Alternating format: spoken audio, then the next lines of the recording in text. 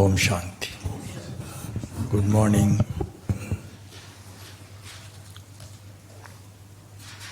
இன்றைய முரளி 6/11/2025. பாப்தாதா மதுவனம். சாரம்சம் பாபா சொல்கிறாங்க, இனிய குழந்தைகளே, நீங்கள் இப்பொழுது கரையில் நிற்கின்றீர்கள். நீங்கள் மறுபுறத்திற்கு கடந்து செல்ல வேண்டும். மறுபுறம் எது? வீடு திரும்புவதற்கான ஆயத்தங்களை செய்யுங்கள். கேள்வி: எந்த விடயத்தை நினைவு செய்வதனால்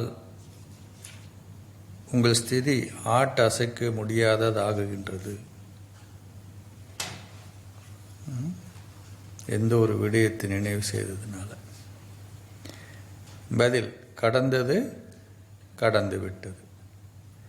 கடந்ததை இட்டு கவலைப்படாமல் தொடர்ந்தும் முன்னோக்கி செல்லுங்கள். சதா ஒருவரை, அதாவது சிவபாபாவை மாத்திரம் தொடர்ந்தும் என்ன பண்ணணும்? பார்த்தால் உங்கள் ஸ்திதி ஆட்ட அசைக்க முடியாததாகும். அது எப்படி பார்த்தா ஆட்ட அசைக்க முடியாததாகும்னு சிந்திக்கணும். அதுக்கு நிறைய பாயிண்ட் வரும் இல்லையா?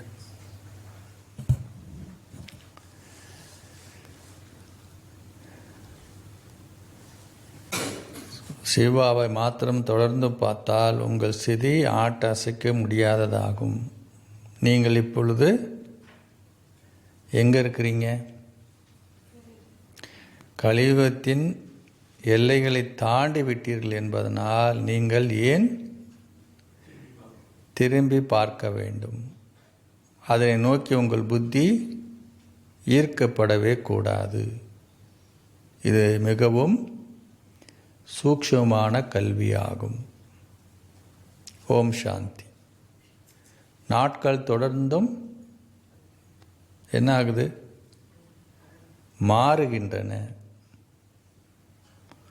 நாட்கள் தொடர்ந்து மாறுறது இருக்கட்டும், ஒவ்வொரு வினாடியும் மாறுதா இல்லையா? நம்ம ஸ்திதியும் மாறுது. நேரமும் தொடர்ந்தும் கடந்து செல்கின்றது. சற்று சிந்தித்து பாருங்கள். என்ன சிந்தித்து பார்க்கணும்? கலியுகத்தில், சத்தியுகத்திலிருந்து கலியுகத்தின் இறுதியான இன்று வரை நேரம் கடந்து சென்றுள்ளது. இப்பொழுது நீங்கள் எங்கே இருக்கிறீங்க? கரையில் நிற்கின்றீர்கள். சத்திய, திரேதா, துவாபர, கலியுகத்தின் சக்கரம் ஒரு மாதிரியை போன்றதாகும். இவ்வுலகம் மிக பெரியதாகும். குழந்தையாகி நீங்கள் இப்பொழுது இந்த மாதிரியை புரிந்திருக்கின்றீர்கள். இப்பொழுது இது கலியுகத்தின் இறுதி என்பதை முன்னர் நீங்கள் அறிந்திருக்கவில்லை. ஏன் அறிஞ்சிருக்கல?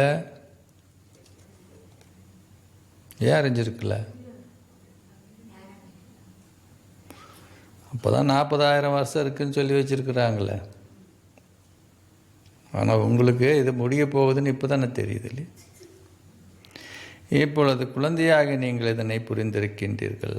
ஆகையால் உங்கள் புத்திகள் சக்திகளிலிருந்து இன்று வரையில் முழு உலக சக்கரத்தையும் சுற்றிய பின்னர் இப்போ எங்கே இருக்கிறீங்க? கலியுக இறுதியான கரையில் வந்து நிற்க வேண்டும். நேரம் தொடர்ந்தும் நகர்கிறது. நாடக சக்கரம் தொடர்ந்தும் சுழல்கின்றது என்பதை நீங்கள் புரிந்து கொள்ள வேண்டும். நாடகம் இன்னும் எவ்வளவு எஞ்சி உள்ளது? இன்னும் சிறிதளவே உள்ளது. முன்னர் உங்களுக்கு இது தெரியாது. இன்னமும் சிறிதளவு எஞ்சி உள்ளது என தந்தை உங்களுக்கு கூறியுள்ளார். நீங்கள் இவ்வுலகை விட்டு மறு உலகத்துக்கு செல்வதற்கு இன்னும் சிறிது காலமே உள்ளது. இப்பொழுது நீங்கள் இந்த ஞானத்தை பெற்றிருக்கின்றீர்கள். நாங்கள் சத்தியுகத்திலிருந்து சக்கரத்தை சுற்றி வந்த பின்னர் இப்பொழுது எங்கே இருக்கிறீங்க? கலியுகத்தின் இறுதியில் வந்திருக்கின்றோம். நாங்கள் இப்பொழுது வந்துட்டு என்ன பண்ணணும்? அப்படி நிற்க வேண்டியதானா? இப்பொழுது வீடு திரும்ப வேண்டும். உள்ளே வருவதற்கும் வெளியே செல்வதற்குமான வாசல்கள் உள்ளன. இங்கும் அவ்வாறே கரையை கடக்க இன்னும் சிறிதளவு பகுதியே உள்ளது. இது அந்த பகுதி என்ன பகுதி?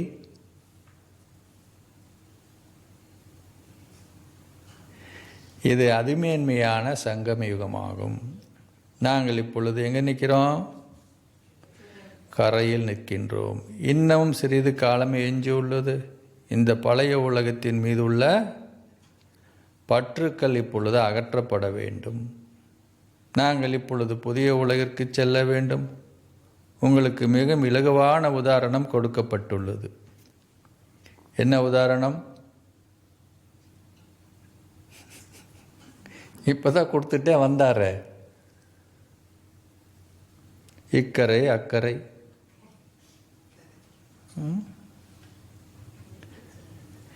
இதனை உங்கள் புத்திகளில் வைத்திருங்கள். உங்கள் புத்தியில் நீங்கள் சக்கரத்தை தொடர்ந்தும் சுழற்றி கொண்டிருக்க வேண்டும்.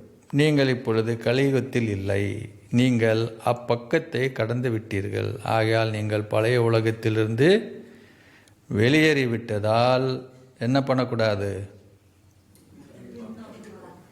மறுபுறத்தில் உள்ளவற்றை நீங்கள் ஏன் நினைவு செய்ய வேண்டும்? நாங்கள் இப்பொழுது மேன்மையான சங்கமிகத்தில் இருக்கின்றோம். ஆகையால் நாங்கள் ஏன் பின்னால் திரும்பி பார்க்க வேண்டும்?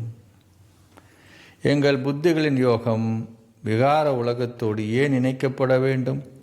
இவை மிகவும் சூக்ஷ்மமான விடயங்களாகும்.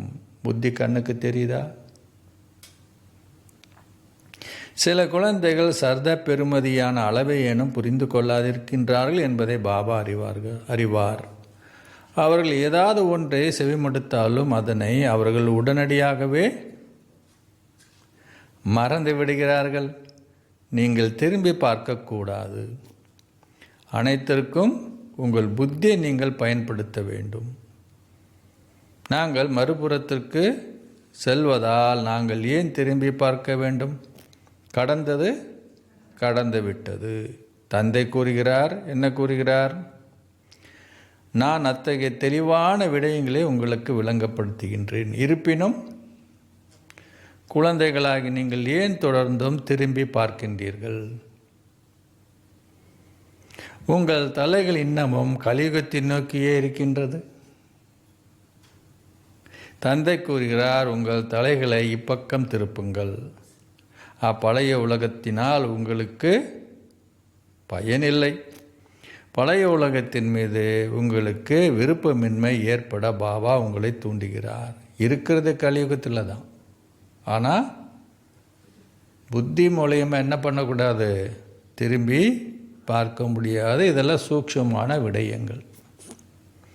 நம்ம காட்டுக்கு போகிறதில்ல. புதிய உலகம் உங்கள் முன்னிலையில் உள்ளது. பழைய உலகத்தின் மீது உங்களுக்கு விருப்பமின்மை ஏற்பட வேண்டும். எங்கள் செய்தி அவ்வாறாக உள்ளதா என சற்று சிந்தித்து பாருங்கள். தந்தை கூறுகிறார், இன்னைக்கு மெயின் பாயிண்ட் என்ன? கடந்தது கடந்து விட்டது. கடந்ததை நினைக்க வேண்டாம். பழைய உலகத்தை பற்றிய ஆசைகள் எதையும் கொண்டிருக்காதீர்கள். சந்தோஷ உலகத்திற்கு செல்கின்ற மேன்மையானதொரு ஆசை மாத்திரமே உங்களுக்கு இருக்க வேண்டும். சந்தோஷ உலகத்தை மாத்திரமே உங்கள் புத்திகளில் வைத்திருங்கள். நீங்கள் ஏன் திரும்பி பார்க்க வேண்டும்? எவ்வாறாயினும் உங்களில் பலர் திரும்பி பார்க்கின்றார்கள். நீங்கள் இப்பொழுது அதிமேன்மையான சங்கமிகத்தில் இருக்கின்றீர்கள்.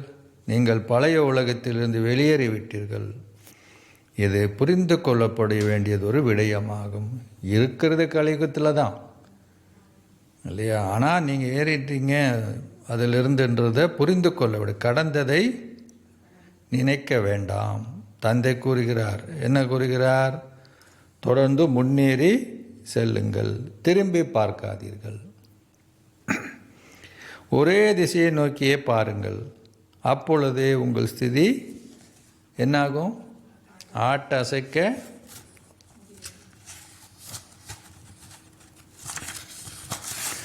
முடியாததாக உறுதியாக இருக்கும். அப்பக்கத்தை தொடர்ந்தும் பார்த்தால் என்ன நடக்கும்? நீங்கள் தொடர்ந்து பழைய உலகத்தைச் சேர்ந்த உங்கள் நண்பர்கள், உறவினர் போன்றோரையே நினைவு செய்வீர்கள். இது வரிசை கிரமமானதாகும். இன்று ஒருவர் நன்றாக முன்னேறி செல்கின்றார். அவர் நாளையே விழுந்து மனவிருத்தி அடைகின்றார். அவரால் முரளியை கூட செவிமடுக்க விருப்பமில்லாமல் ஆகும் அளவிற்கு அத்தகைய தீய சகுனங்கள் உள்ளன. அதனை பற்றி சிந்தியுங்கள். அவ்வாறு நடக்கின்றது, அப்படித்தானே? தந்தை கூறுகிறார், நீங்கள் இப்பொழுது எங்கே நிற்கிறீங்க? சங்கமிகத்தில் நிற்கின்றீர்கள். ஆகையால் நீங்கள் என்ன பண்ணக்கூடாது? முன்னால் மாத்திரமே பார்க்க வேண்டும். புதிய உலகம் எங்கே இருக்குது? பின்னால் இருக்குதா?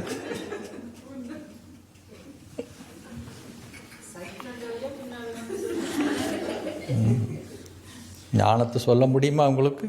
சைக்கிள் பின்னாடி போகுது, இப்போ போனால் அது முன்னாடி வந்துடுது. அதான் இப்படி போனால் அது முன்னாடி வந்துடுது இல்லை?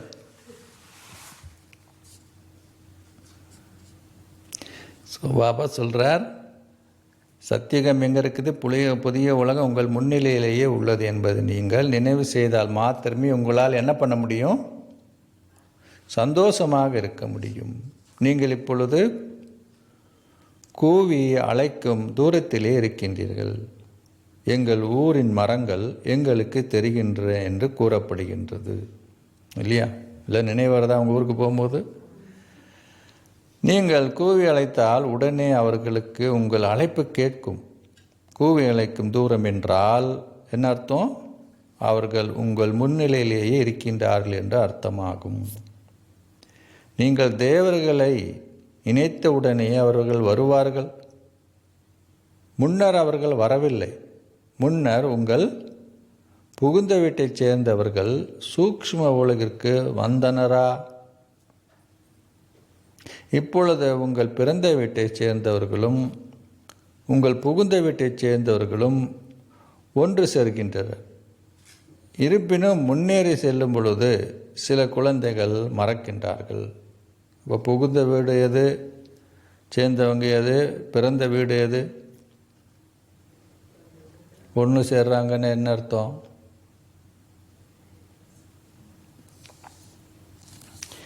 சரி, அதை பற்றி சிந்திக்கலாம். அவர்களின் புத்திகளின் யோகம் பின்னோக்கி செல்கின்றன. தந்தை கூறுகிறார், இதுவே உங்கள் அனைவரதும் இறுதி பிறவியாகும். நீங்கள் பின்னோக்கி நகரக்கூடாது. நீங்கள் மறுபுறமே செல்ல வேண்டும். நீங்கள் இப்பக்கத்தில் இருந்து மறுபுறத்திற்கு செல்ல வேண்டும். மரணமும் நெருங்குகின்றது. நீங்கள் ஒரு அடி மாத்திரமே எடுத்து வைக்க வேண்டும். படகு கரை சேர்ந்த பின்னர் நீங்கள் அப்பக்கத்தை நோக்கி ஒரு அடி எடுத்து வைக்க வேண்டும். குழந்தையாக நீங்கள் கரையில் நிற்க வேண்டும். உங்கள் இனிய வீட்டிற்கு நீங்கள் செல்கின்றீர்கள் என்பது ஆத்மாக்களாகி உங்கள் புத்திகளில் உள்ளது. இதை சந்தோஷத்துடன் நினைவு செய்தாலே அது உங்களை என்ன பண்ணும்? ஆட்ட அசைக்க முடியாததாக ஆக்குகிறது. தொடர்ந்தும் என்ன பண்ணணும்? ஞானக்கடலை கடையுங்கள். இது புத்திகளுக்கானதொரு விடயமாகும். ஆத்மாக்களை நாங்கள் விட்டு செல்கின்றோம். நாங்கள் இப்பொழுது கூவி அழைக்கும் தூரத்திலே மிகவும் அண்மையில் இருக்கின்றோம். இன்னமும் சிறிதளவு நேரமே எஞ்சி உள்ளது. இதுவே நினைவு யாத்திரை எனப்படுகிறது. இந்த மாதிரிலாம் நம்ம சிந்திக்கிறோம் அப்படின்னா அதுக்கு பேர் என்ன? இதனை நீங்கள் மறக்கின்றீர்கள். உங்கள் அட்டவணை எழுதுவது கூட நீங்கள் மறக்கின்றீர்கள். நீங்கள் ஒவ்வொருவரும் உங்கள் இதயத்தில் என்ன பண்ணணும்? இதயத்தில் கையை வைத்து கேளுங்கள். என்ன கேட்கணும்?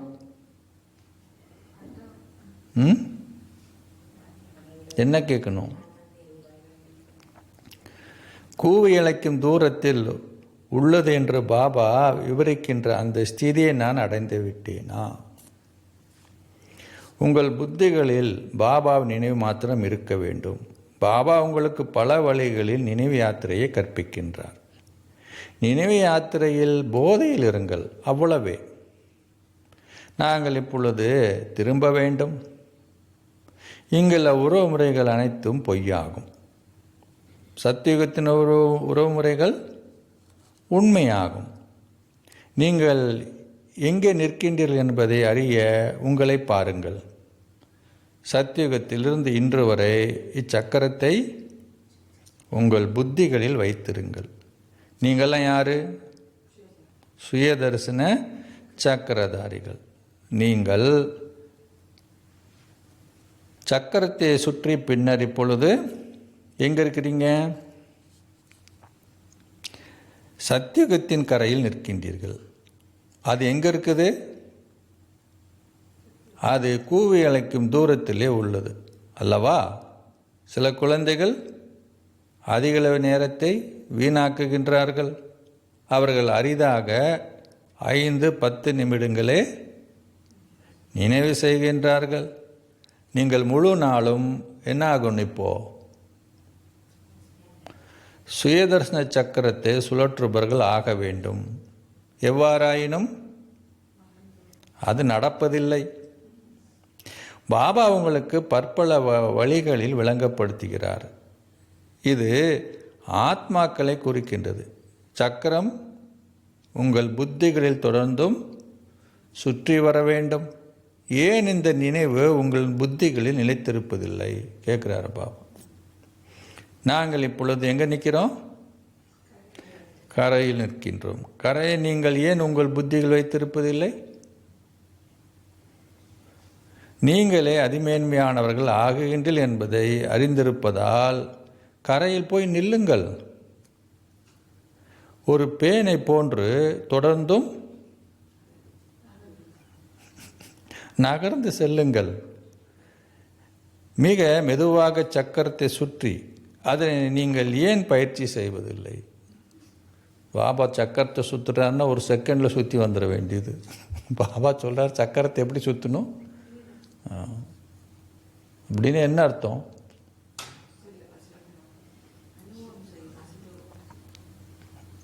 சத்தியுகத்தை நீங்கள் பற்றி சிந்திக்கிறீங்கன்னா இல்லையா, சத்தியுகத்தில் உங்களோட குடும்பம், இயற்கை, மனிதர்கள், பக்கத்து வீட்டுக்காரங்க, உங்களுடைய பிள்ளைகள், கணவன், மனைவி, அங்கே இருக்க குடும்பம், அங்கே இருக்கக்கூடிய ராஜ்யம், அங்கே இருக்கக்கூடிய இயற்கை வளங்கள், இதெல்லாம் நீங்கள் நினைக்கும் போது என்ன ஆகும்?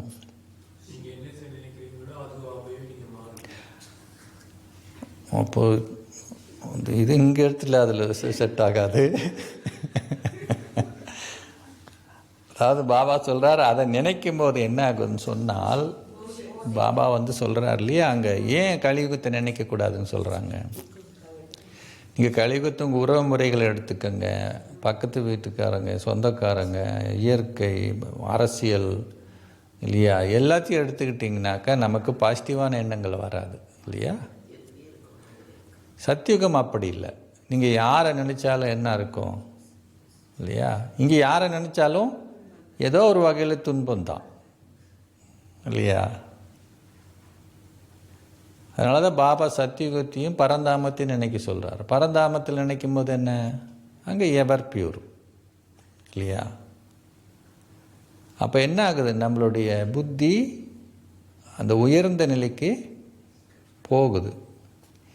அப்போ அதை நீங்கள் மெல்லமாக நவுகத்தணும். சரி, பாபா சக்கரத்தை சுற்று சொன்னார், 4 ஃபார்மை சொன்னாருன்னு சொல்லி 5 அந்த சக்கரத்தை சுற்றணும்னு சொன்னால் அப்படியே டக்குன்னு சுற்றி வர்றதில்ல. அப்போ அதுக்கு எவ்வளோ நேரம் எடுக்கும் இல்லையா. நீங்கள் எப்படி ட்ரெஸ் பண்ணியிருப்பீங்க, இதெல்லாம் பண்ணியிருக்கீங்களா? நீங்கள் இந்த மாதிரி ஒரு பேலஸில் நிற்கிறீங்க, அப்படியே பால்கனியில் அப்படியே நிற்கிறீங்க, பறவைகள்லாம் அப்படியே அழகாக பாடுது. நான் அப்படியே நினச்சிட்டு இருக்கும்போது ஒருத்தர் குதிரையில் வந்தார். உடனே எனக்கு டவுட் வந்து, குதிரை அங்கே இருக்குமோ? குதிரையில் வராருன்னா இது துவாபரகத்திலேருந்து எல்லாம் என்ன பண்ணியிருக்கிறோம், குதிரையில் ஏறி சண்டையெல்லாம் போட்டிருக்கிறோம். அப்படி ஒரு விவேகம் வந்தது. அப்படி குதிரையில் நான் இறங்குற மாதிரி, நான் குதிரையில் இறங்க வேணும், குதிரையில் இருக்குமா சொல்லிக்கிறாரா? எதா சுற்றினா தானே அதெல்லாம் ஞாபகம் இல்லையா? பாவா சொல்கிறார், பேனை போல் நம்ம வந்து நகரணுன்னா அதை வந்து ஒவ்வொருத்தரும் என்ன பண்ணணும்? நீங்கள் எப்படி ட்ரெஸ் பண்ணியிருப்பீங்க, உங்கள் குழந்தைங்க எப்படி இருப்பாங்க, அமேசிங் இல்லை? அதெல்லாம் நினைக்கும்போது எப்படி பிஹேவ் பண்ணுவாங்க. உடைய ஃபாதர் மதர் இருப்பாங்க, அண்ணன் தம்பி இல்லைன்னா அண்ணன் தம்பி இருக்க மாட்டார்ல, தங்கச்சி தான் இருப்பாளோ இல்லைன்னா. அப்புறம் நீங்கள் எதாவது ராணியாக இருந்து பார்த்துருக்கீங்களா? இல்லையா? பிரதர்ஸ் ராணியாக இருந்து பார்க்கணும், நீங்கள் பிரதர்ஸாக இருந்து பார்க்கணும், ராஜாவாக இருந்து பார்த்துருக்கீங்களா? அந்த மாதிரி ட்ரெஸ் போட்டு உங்களுக்கு பார்த்தீங்கன்னா அது கொஞ்சம் ஒரு மாதிரியாக இருக்கும். நீங்கள் ட்ரை பண்ணி பாருங்கள். அதே ஒரு பெண் வேடத்துலேன்னு அப்போ நமக்கு ஒரு மாதிரி ஆகுது. அப்போ அந்த சோலுன்னும்போது ரைட்டுன்றாரு. ஆனால் அதை நினைக்கும் பொழுது நம்மளுக்கு அறியாமலே எவ்வளோ சூக்ஷ்மமாக பாடி கான்சியஸ் இருக்குதுன்றது தெரியும். ஏன்னா நமக்கு அறியாமல் என்ன இருக்குது உள்ளுக்குள்ளோ? சரீர உணர்வுன்றது இருக்குது. இப்போ 84 பிறவினை நீங்கள் எந்த மாதிரியெல்லாம் நீங்கள் இருக்கணும்னு ஆசைப்படுறீங்க இல்லையா? எந்த மாதிரி உங்களுக்கு இப்போ இதெல்லாம் அதுக்கெல்லாம் பார்த்தோம்னா எவ்வளோ டைம் போயிடும்ல. அதில் அவ சொல்லத்தான் நினைவு யாத்திரை.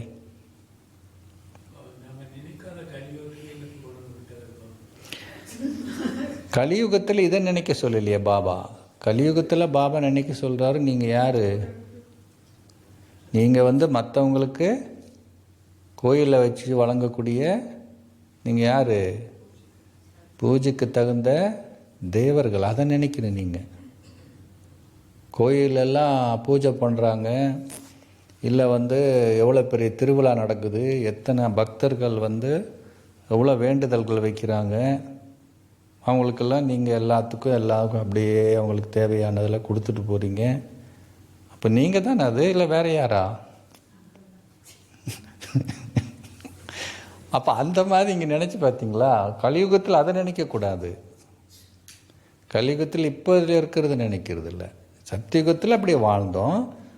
துவாபரயுகத்துக்கு அப்புறம் நீங்கள் சாதாரண ஆள் இல்லை, நிறைய கோயிலை கட்டியிருக்கீங்க, பெரிய தான தர்மங்கள் கொடுத்துருக்கீங்க, பெரிய மக்களுக்கு கோயில். அதில் கூட நான் தான் செஞ்சேன்னு வரணும் உங்களுக்கு.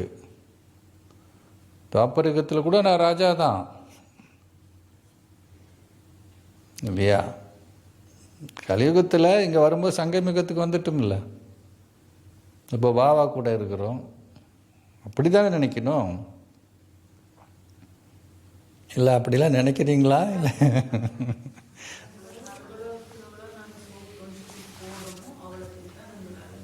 ஆமாம், அதெல்லாம் நினைக்கும் போது சரி இதில் இருந்தது யார், இந்த மாதிரி சக்கரத்தில் வந்தது யாருன்னு ஒரு தாட்டும் வரும் இல்லையா? உடம்பு வர முடியாது. ஸோ அந்த பயிற்சியை செல்லுங்க. ஒரு பேனை போன்று தொடர்ந்து நகர்ந்து செங்கள் மிக மெதுவாக அப்படின்னு என்ன அர்த்தம்? சக்கரத்தை சுற்றி. இதனை நீங்கள் ஏன் பயிற்சி செய்வதில்லைன்னு கேட்குறாரு இன்னைக்கு. உங்கள் புத்திகளின் ஏன் சக்கரத்தை வைத்திருப்பதில்லை? எனக்கு அதுதான் ஞாபகம் வருதும். சில பேர்லாம் அன்சாபேன் இருக்கும்போது வருவாங்க, க்ளீன் பண்ணுங்கன்னா அப்படின்னு க்ளீன் பண்ணிட்டு வந்து நிற்பார். என்ன க்ளீன் பண்ண நீ? சில பேருக்கெல்லாம் ஒரு சேவை கொடுத்தா இப்போ எல்லாம் வந்து நீங்கள் எல்லாம் க்ளீன் பண்ணி எல்லாம் வந்து பெருக்கி கூட்டி எல்லாம் பண்ணுங்கன்னா இப்படின்ட்டு என்ன பண்ணிவிடுவாங்க, முடிச்சிட்டேன் பாத்திரத்தை வாஷ் பண்ணுன்னு இப்படி பண்ணி அதில் ஒன்று. அப்போ என்ன பண்ணியிருக்க நீ? இல்லை சில பேரில் அப்படி இல்லை, ஒவ்வொரு க்ளீனுன்னா கரெக்டாக எல்லா இடத்தையும் க்ளீன் பண்ணுவாங்கல்ல. அப்போ அதுதான் என்ன அதை தான் இதை சொல்கிறார் பாபா, சுற்றுங்கன்னா அப்படியே வந்துடக்கூடாது, மெல்லமாக சுற்றுடும். அதை நீங்கள் ஏன் பயிற்சி செய்வதில்லை? உங்கள் புத்திகள் ஏன் சக்கரத்தை வைத்திருப்பதில்லை? அது என்ன சக்கரம்? சுயதர்சன சக்கரம். பாபா முழு சக்கரத்தையும் அதன் ஆரம்பத்திலிருந்து தொடர்ந்து விளங்கப்படுத்துகிறார். உங்கள் புத்திகள் முழு சக்கரத்தை சுற்றி வந்து கரையில் வந்து நிற்கட்டும். வெளியில் உள்ள குழப்பங்களோ அல்லது வெளி சூழலின் ஆதிக்கமோ இருக்கக்கூடாது. நாளுக்கு நாள் குழந்தையாக நீங்கள் தொடர்ந்தும் என்ன பண்ணணும்? மௌனத்திற்குள் செல்ல வேண்டும். உங்கள் நேரத்தை நீங்கள் வீணாக்கக்கூடாது. பழைய உலகத்தை மறந்து உங்கள் புத்திகளின் யோகத்தை உங்கள் புதிய உறவினருடன் தொடர்பு படுத்துங்கள். நீங்கள் யோகம் செய்யாதிருந்தால் எவ்வாறு உங்கள் பாவங்கள் அழியும்? இவ்வுலகம் அழிய உள்ளது என்பதை நீங்கள் அறிவீர்கள். அதன் மாதிரி மிகவும் சிறியதாகும். உலகம் 5000 வருடங்களுக்கானதாகும். அஜ்மீரில் என்ன இருக்குது? அஜ்மீரில் என்ன இருக்குது? சொர்க்கத்தின் மாதிரி ஒன்று உள்ளது. யார் பார்த்துருக்கீங்க? நாம் பார்த்தோம். ஆரம்பத்தில் ரொம்ப வருஷம் ஆகிப்போச்சு. அது மதுபனுக்கு பக்கத்தில் இருக்குது. ஆனால் மக்கள் சொர்க்கத்தை நினைவு செய்கின்றார்களா? அவர்களுக்கு சொர்க்கத்தை பற்றி என்ன தெரியும்? சொர்க்கம் 40,000 வருடங்களுக்கு பின்னர் வரும் என அவர்கள் நம்புகிறார்கள். தந்தை இங்கு அமர்ந்திருந்து குழந்தையாக உங்களுக்கு விளங்கப்படுத்துகிறார். என்ன விளங்கப்படுத்துகிறார்? இவ்வுலகில் நீங்கள் செய்பவை அனைத்தையும் செய்யும் பொழுதும் இவ்வுலகம் முடிவடைய போகின்றது என்பதை உங்கள் புத்தியில் வைத்திருங்கள். மணி 1 மணி தான் ஆகுதா? அங்கே இருக்கு. நாங்கள் இப்பொழுது வீடு திரும்ப வேண்டும். நாங்கள் இப்பொழுது இறுதியில் நிற்கின்றோம். நாங்கள் ஒவ்வொரு அடியும் எப்படி எடுத்து வைக்கணும்? ஒரு பேனை போன்று எடுக்கின்றோம். மிக மெதுவாக நகர்கின்றோம். இலக்கு மிகவும் உயர்ந்ததாகும். தந்தைக்கு இலக்கு தெரியும். தந்தையுடன் தாதாவும் இருக்கிறார். அவர் சிவபாபா விளங்கப்படுத்தும் பொழுது எவரால் பிரம்மாவால் விளங்கப்படுத்த முடியாதா? இவரும் பிரம்மா என்று கூறுவதை அவர் கூறுவதை செவிமடிக்கிறார். இவர் இந்த ஞானக்கடலை கடைய மாட்டாரா? எவர்? பிரம்ம பாபா. தந்தை நீங்கள் கடைவதற்கென தொடர்ந்து உங்களுக்கு கருத்துக்களை கொடுக்கின்றார். பாபா யாரு? பிரம்மா மிகவும் பின்னால் இருக்கிறார் என்றில்லை. அவர் சற்று ஏன் பின்னால்? எனது வாளை போன்று இருப்பதால். அவர் சற்று என் பின்னால் எனது வாளை போன்று இருப்பதால் அவர் எவ்வாறு மிகவும் தொலைவில் இருக்க முடியும்? நீங்கள் ஆழமான இவ்விடயங்கள் அனைத்தையும் கிரகிக்க வேண்டும். கவனஈனமாக இருப்பதை துறந்திடுங்கள். குழந்தைகள் 2 வருடங்களுக்கு பின்னரே இங்கே பாபாவிடம் வருகின்றார்கள்.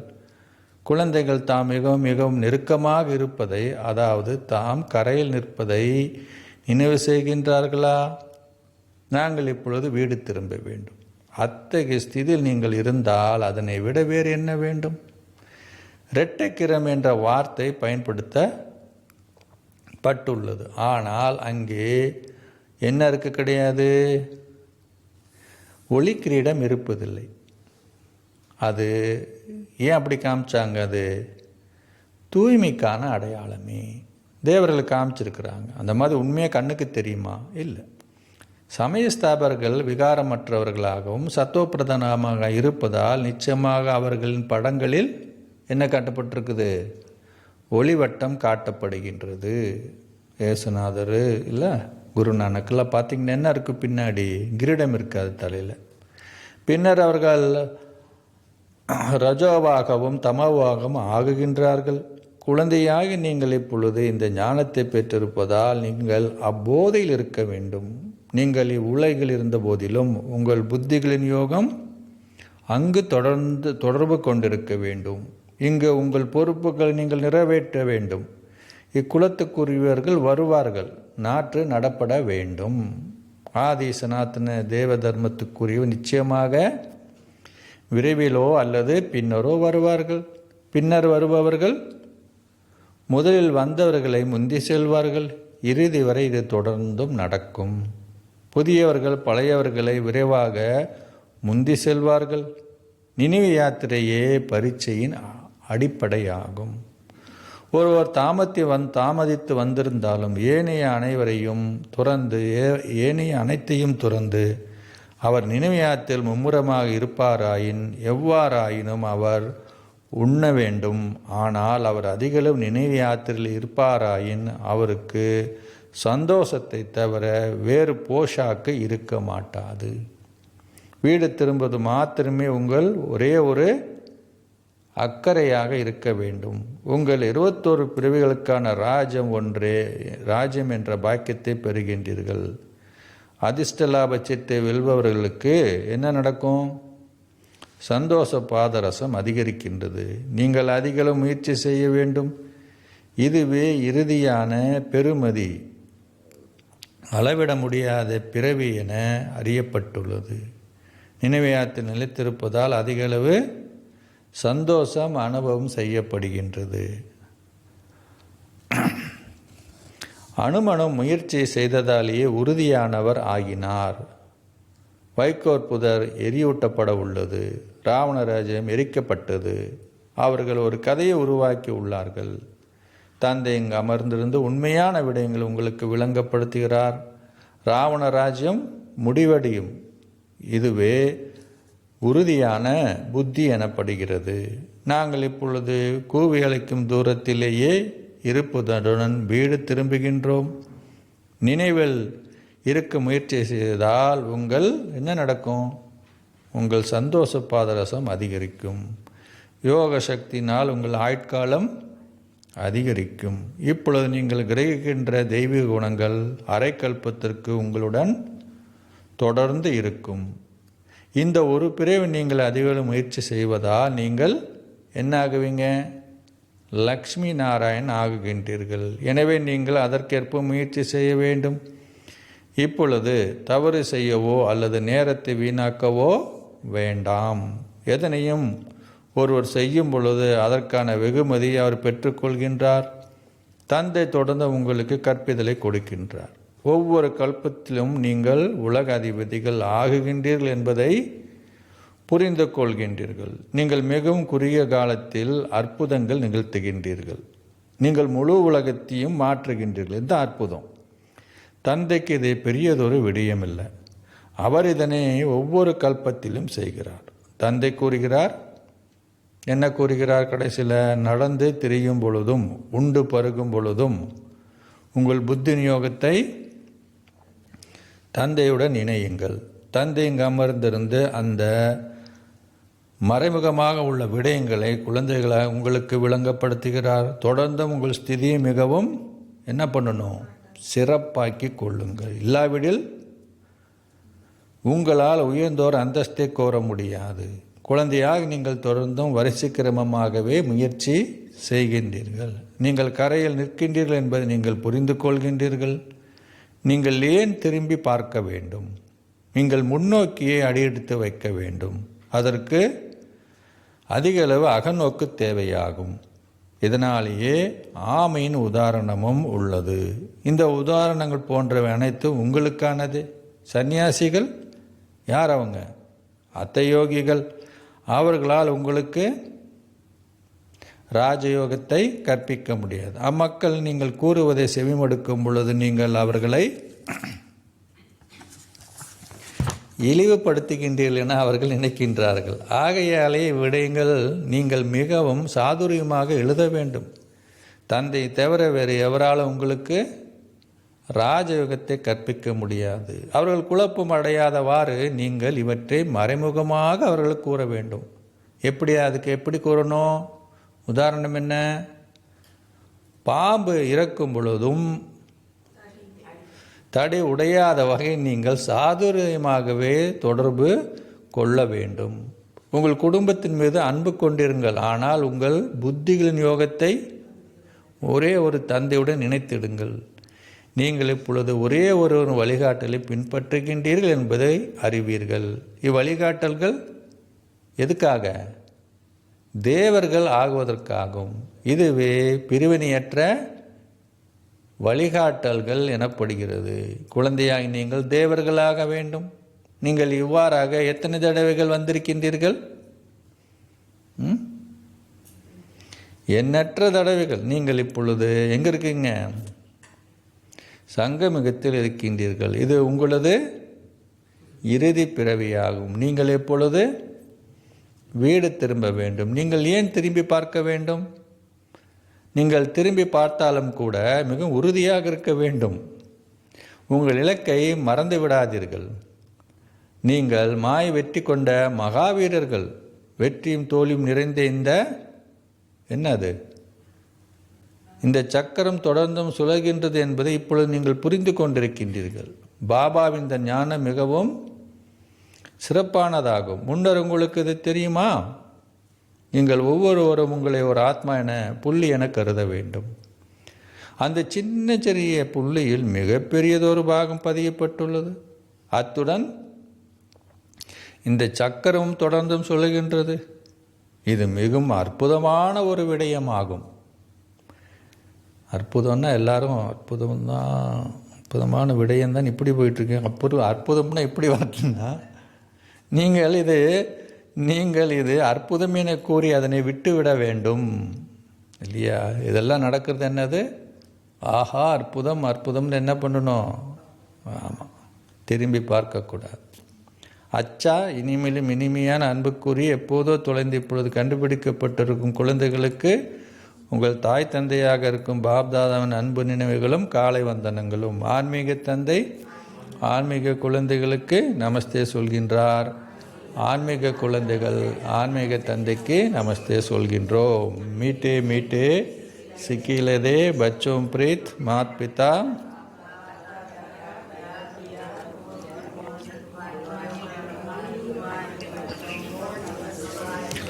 रूहानी बच्चों की रूहानी बाप को नमस्ते नमस्ते नमस्ते. தாரணைக்கான சாராம்சம். 1. உங்கள் தலைகளை திருப்பி உங்கள் பின்னால் பார்க்காதீர்கள். எக்காரணத்தை இட்டும் நீங்கள் ஸ்தம்பிதம் அடைந்து நின்றுவிடக்கூடாது. தந்தை மாத்திரம் தொடர்ந்தும் என்ன பண்ணணும்? பார்ப்பதனால் உங்கள் ஸ்திதியை நீங்கள் ஸ்திரமாக வைத்திருக்க வேண்டும். 2. நீங்கள் இப்பொழுது கரையில் நிற்கின்றீர்கள் என்பதை உங்கள் புத்தியில் வைத்திருங்கள். நீங்கள் வீடு திரும்ப வேண்டும். ஆகையால் கவனஈனமாக இருப்பதை நிறுத்துங்கள். அத்தகைய ஸ்திதியை அடைய மறைமுகமாக முயற்சி செய்யுங்கள். ஆசீர்வாதம். பற்றற்றவராகவும் அன்பாகவும் இருப்பதுடன் வேறு எந்த எண்ணங்களிலிருந்தும் விடுபட்டிருப்பவர்களாயிருந்து அனைவரது இதயத்திலிருந்தும் அவர்களுடைய அன்பை பெறுபவர் ஆவீர்களாக. பற்றற்றவராகவும் அன்பாகவும் இருப்பதுடன் வேறு எந்த எண்ணங்களிலிருந்தும் விடுபட்டிருப்பவராகவிருந்து அனைவரது இதயத்திற்கிலிருந்தும் அவர்களுடைய அன்பை பெறுபவர்கள் ஆகுவீர்களாக. பற்றற்றும் அன்பாகவும் இருப்பதுடன் ஏனைய எண்ணங்களிலிருந்து விடுபட்டிருக்கின்ற சிறப்பியல்பை கொண்டிருக்கின்ற குழந்தைகள், அதாவது அந்த ஆசீர்வாதங்களை கொண்டிருப்பவர்கள் அனைவராலும் நேசிக்கப்படுகின்றார்கள். இது ஏனெனில் பற்றற்றவராக இருப்பதனால் அவர்கள் இதயபூர்வமாக அனைவரது அன்பையும் இயல்பாகவே பெறுகின்றார்கள். வேறு எந்த எண்ணங்களிலிருந்தும் விடுபட்டிருக்கின்ற சக்தி மிக்க ஸ்திதியை கொண்டிருப்பதாலும் மேன்மையான செயல்களினாலும் அவர்கள் பலருக்கும் சேவை செய்வதற்கு கருவி ஆகுகின்றார்கள். ஆகையால் அவர்கள் திருப்தியாக இருப்பதுடன் அவர்கள் பலருக்கு நன்மையை செய்கின்றார்கள். அவர்கள் இயல்பாகவே தாம் செய்கின்ற ஒவ்வொரு செயலிலும் வெற்றி அடைகிறார்கள். ஸ்லோகம். பாபா என்ற வார்த்தையே சகல பொக்கிஷங்களுக்குமான திறவுகோலாகும். எப்பொழுதும் இந்த திறவுகோலை கவனமாக பார்த்து கொள்ளுங்கள். அவ்யக்த சமிஞ்சை. சரீரமற்ற ஸ்திதியின் பயிற்சியை செய்யுங்கள். அசரீரி மற்றும் விதேகி. எந்த ஒரு சமஸ்காரத்தின் இறுக்கமும் இல்லாதிருந்தால் ஒரு வினாடியில் உங்கள் ஆடையிலிருந்து உங்களால் விடுபட முடியும். ஏதாவது சிக்கி கொண்டிருந்தால் அதனை அவிழ்ப்பது கடினமாகும். தளர்வாக இருக்கும் பொழுது அதனை பிரித்தெடுப்பது இலகுவானதாகும். அவ்வாறாகவே உங்கள் சமஸ்காரங்கள் எவ்விதத்திலேனும் லேசாக இல்லாத போது உங்களால் சரீரமற்றவராகுவதோ லேசாக இருப்பதையோ அல்லது உஷாராக இருப்பதையோ அனுபவம் செய்ய முடியாது இல்லையா? இப்போது இந்த உடல் என்ற உணர்வு இறுக்கமாக இருந்தால் என்ன பண்ண முடியாது? உங்கள் சம்ஸ்காரம் இறுக்கமாக இருந்ததுன்னா நீங்கள் என்ன பண்ண முடியாது? லேசாக முடியாது. சரீரமற்றவராகவோ விதேகியாகவோ ஆக முடியாது இல்லையா? அச்சா ஓம் சாந்தி. பாபா இன்னைக்கு முக்கியமாக என்ன சொல்கிறாரு? ஒவ்வொருத்தராக சொல்லுங்கள். ஆமாம், பாபா சொல்கிறார் பாஸ்ட் இஸ் பாஸ்ட். எங்கே நிற்கிறீங்க? ஆமாம்.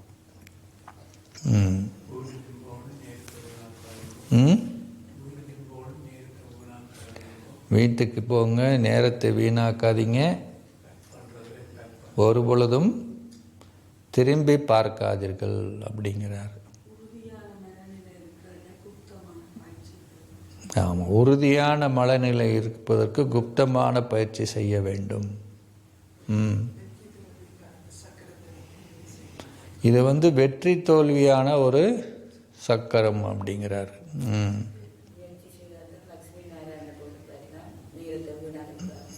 முயற்சி செய்தால் தான் லட்சுமி நாராயணன் ஆக முடியும். ஆகையால் நேரத்தை வீணாக்காதீர்கள்.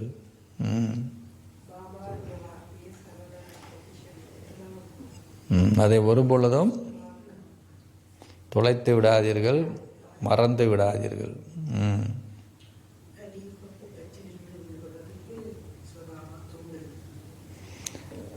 கலியுக பற்றிலிருந்து விடுபடுவதற்கு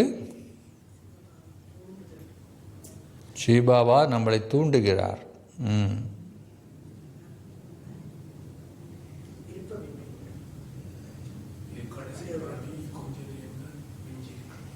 கடைசி நேரம் கொஞ்ச நேரம் தான் மிஞ்சி இருக்கிறது. சுய தரிசன சக்கரத்தை சுழற்ற செய்கிறார். ஆமாம், வேகமாக சுற்றிடாதீங்க, மெல்லமாக சுற்றுங்க அப்படிங்கிறாரு.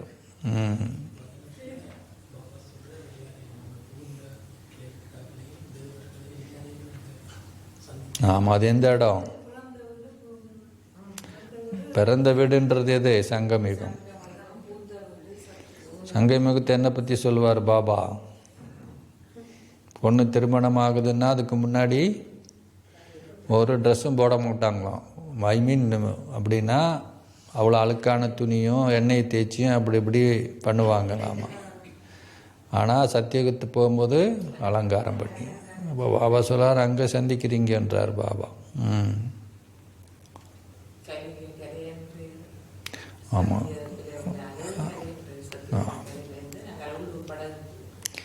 ஆமாம். பாபா சொல்லாத எப்படி இருக்கணும்னாரு? உங்கள் வீட்டு வந்துருச்சு, மரம் தெரியுது இல்லையா? அப்போ உங்களுக்கு என்ன தெரியும்? வந்துட்டுது, அவ்வளோ முன்னாடி இருக்குதுன்னாரு.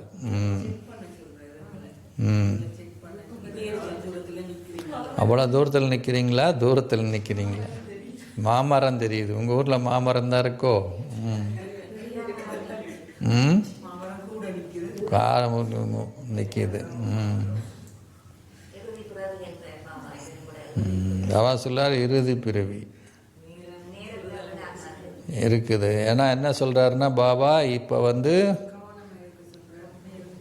ஆனால் 40,000 வருஷம் எழுதிட்டாங்க. ஆனால் இதெல்லாம் உங்களுக்கு இப்போ தான் தெரியும் இல்லையா? இது முடிய போகுது இல்லையா? அப்படின்றது இந்த விஷயம் உங்களுக்கு தான் தெரியுங்கிறார். ஆமாம், அன்பாக இருக்கணும் பாபா சொல்கிறார். அதே மாதிரி பற்றற்றவராகிறார். அப்போ நீங்கள் நிறைய சேவை செய்வீங்க, ஆசீர்வாதங்கள் கிடைக்கும் அப்படிங்கிறாரு.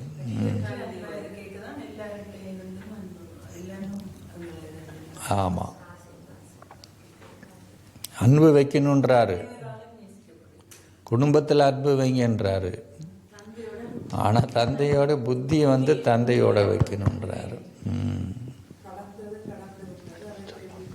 ஆமாம், பாஸ்ட் இஸ் பாஸ்ட்ன்றார். அப்போ அது சிந்திக்கணும்ல, எப்படி பாஸ்ட் இஸ் பாஸ்ட்னு. ஆமாம், நினைவு யாத்திரைன்னு ரொம்ப கஷ்டம்தான். ஆனாலும் பாபா சொல்கிறாரு, நீங்கள் எந்த அளவுக்கு அதிகரிக்கிறீங்களோ கை மேலே பலன்னா அந்த அளவுக்கு உங்களுக்கு என்ன இருக்கும்? சந்தோஷம் என்பது இருக்கும். ஆமாம், பாபா சொல்கிறாரு அந்த மாதிரி சன்ஸ்காரம் இல்லையா? யார் மோல்ட் ஆகுறாங்களோ என்ன ஆக முடியும்?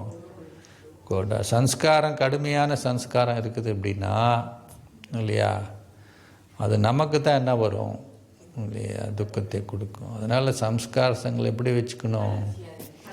ஆமாம், தளர்ச்சியாக வச்சுக்கோங்க. இறுக்கமான ஆடை அணிஞ்சா இல்லையா, அதெல்லாம் அனுபவம் இருக்கா? சின்னதுல எல்லாம் பேண்ட்டை போட்டு விட்டுட்டு அவன் பிடிச்சிட்டு நிற்க, பேண்ட்டை பிடிச்சி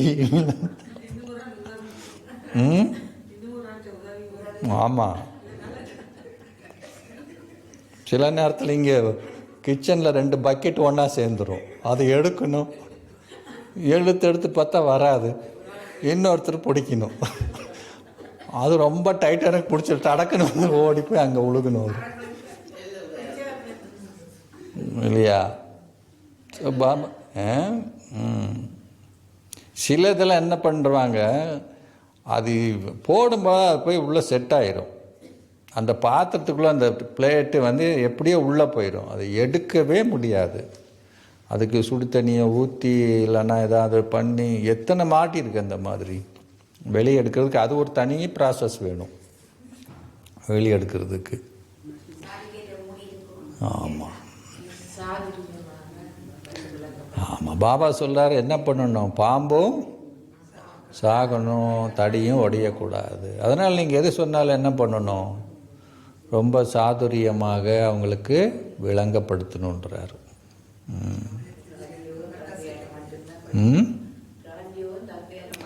ஆமாம், அட்டை வாக்கிலாம் படிக்க முடியாதுன்னா அவங்களுக்கு என்ன ஆகிடும், அவ்வளோதான் அவங்கள. அதனால் பாபா சொல்கிறாரு, ஆமாம் ஆமாம், பழையவங்களுக்கு விட புதியவர்கள் வேகமாக போக முடியும். அவங்க மேபி சாப்பிடாமல் இருந்து யோகா பண்ணணும் எல்லாம் கிடையாது, சாப்பிட்டு செய்யுங்க, சாப்பிட்டு தூங்கிடாதீங்க. ஆமாம், அப்படி செஞ்சால் நீங்கள் முன்னாடி போவீங்க, சந்தோஷ பாதரசம் அதிகரிக்கும் இல்லையா. ஒவ்வொருத்தருடைய ஊக்கம் உற்சாகம் தான் அதுக்கு தனியான. ஆமாம் அதனால் அட்டவணையை வைங்கன்றார் இல்லையா.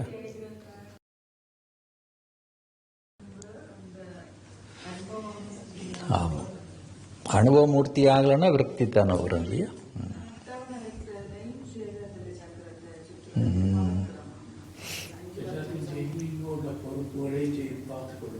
ஆமாம், ஆனால் நம்ம பொறுப்பை மாத்திரம்தான் பார்க்குறோம்.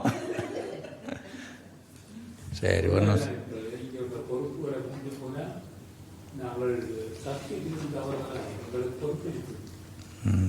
பார்க்கணும். நம்ம தானே செல்ஃபாக செக் பண்ணணும், நம்ம எப்படி பேலன்ஸாக இருக்கோமா, எல்லாம் பேலன்ஸ் வைக்க சொல்கிறார்ல பாபா. சரி, ஒரு நிமிஷம் சைலன்ஸில் இருக்கலாம்.